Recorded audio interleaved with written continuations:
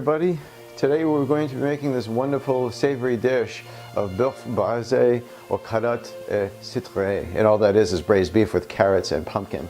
And I'm going to be replacing two of the original ingredients from my grandmother's dish. It did call for squash because pumpkin was not found in France until relatively recently, but I really love the flavor of pumpkin. And it's very available these days. When it's around the fall you can find it. And I'm also going to replace the pork belly with bacon because it's a little bit leaner, has a little bit more flavor, less fat. So what we'll do is we'll start the dish with the bacon. Let's start cooking. Alright, so I'm taking the bacon and I'm going to cut it into smaller chunks over here. And we're going to add that to our beautiful cast iron pot over here. And we'll put that on a medium-high heat. And we'll just add some of this right to it. And the fat that comes from this, I'm going to be browning the beef in. But the beef is going to be cut into cubes first before we do that.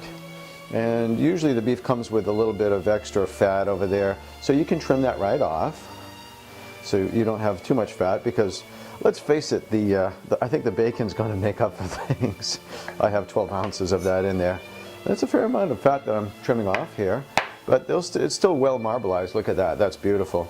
So we'll cut that into chunks about 1.5 inches. You don't want it too big. You don't want it too small. And so 1.5 inches it will be. Okay, the bacon has rendered much fat. Oh, look at that. Beautiful. So just take a slotted spoon and then take it out before we put in our beef over here. Well, I'll tell you, the smell of bacon. It certainly is one of my favorites, as well as almost everybody I know. Okay, get every last bit out of there. Now let's add the beef over here. So we have this beautiful beef, which I'm going to put in very slowly so it doesn't splatter. And we're going to brown that. And that'll probably take about 10 minutes. I have 5 onions.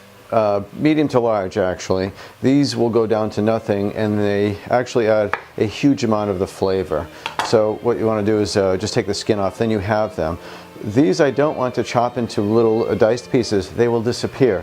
You want them to have something that, to look at when you're eating it. So basically you're just going to sliver them like this. Okay, time for the garlic, and I'll just smash it up a bit there.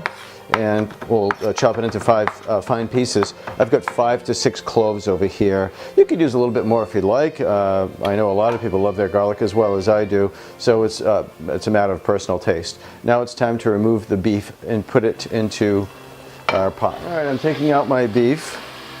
It is nicely browned, and I still have some of the juices as well as the bacon fat in the pan. And what I like to do is add my onion as well as the garlic and let that saute up a bit. This is where the glorious scents of the kitchen start to fill the house. The onions smell amazing. That was a trick actually that my father told me about. When you have a restaurant in the old days, I don't know how it's done now, but they would saute onions and vent it out to the street, and people would just come in wanting to have whatever they were smelling, and it was usually the sauteed onions. So, and I have the garlic in here too, so that's helping things out a lot. All right, let's see. Oh yeah, they look really, really good. They're sauteed nicely, so it's going to be time to put everything together.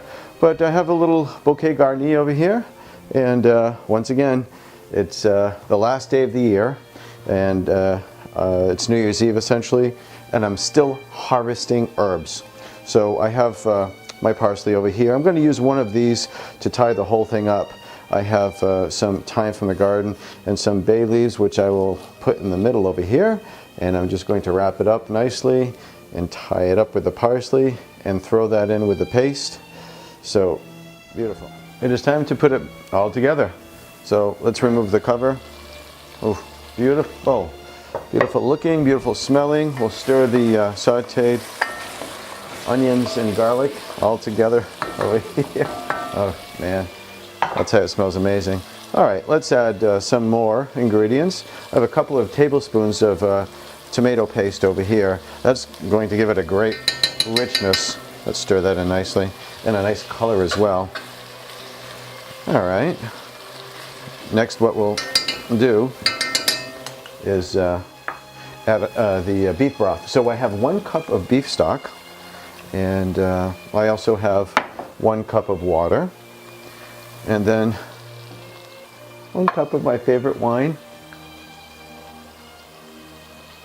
I had to make sure it was good before I put it in. You never know. You never know. Okay. Let's put that in. We'll stir. Never lose your sense of humor. That's what I say. Okay. The bouquet garni will go in last. I'd like to put in the meat and the bacon here first. Dear, dear. The aroma in this kitchen is phenomenal. All right, let's place that right on top, and that'll infuse very nicely. We're going to cover it up and put that on a low fire for about an hour so that we can check and see how much liquid is left in there. And usually you have to add a little bit more, but we'll just watch it. So we got an hour to kill. Let's go. Okay, it is now time to try the broth. It smells heavenly. It looks heavenly. And it's very hot. So, oh my goodness. This is amazing. Wait till you try it. It's very simple too, so. Once again, we'll add our carrots over here to the pot. And our pumpkin. And we're going to keep that in the pot for about an hour. We'll let that cook down a little bit, and we should be good to go. The beef is tender, I could tell just by looking at it, so. All right, boy, this smells and looks amazing. I wish you were here to try this, but you can make this yourself very easily. It's kind of a one-pot meal. Oh my goodness. Boeuf, braise aux carottes de citrouille. Here we are with a little bit of garnish. We'll put some parsley, some flat parsley in there. And we have I'll have a little cheese to go with that. I'll have a camembert, maybe some Gruyere cheese. It's New Year's, and I want you to be able to enjoy some new meals like this for the upcoming new year. Cook in the kitchen with your family and your friends, and you build memories that last a lifetime. Happy New Year, and cheers.